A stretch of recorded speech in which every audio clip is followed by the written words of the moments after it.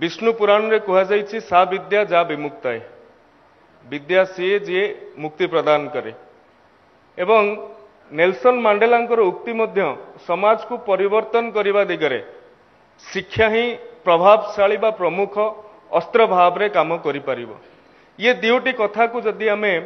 नजर देबा एवं ओडिशा परिप्रेक्षी रे गोटे कथा आम मन को आसुछि जे समाज परिवर्तन करिबा बा गोटे व्यवस्था को मुक्ति प्रदान करिबा ए दिगरे शिक्षा क्यों भली भाव रे काम करे जदि आपण माने नजर पकेइबे मालकानगिरी जिल्लार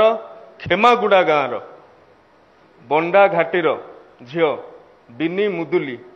सी ओएस पाउछंती ओएस ऑफिसर रे परिणत होउछंती निश्चित भाव रे बिना कोचिंग रे बिना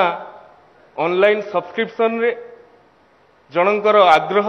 जनकर उत्साह जनकर निजस्व संकल्प बल रे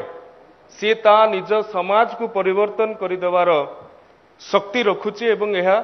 शिक्षा ही ताकू प्रदान करुची।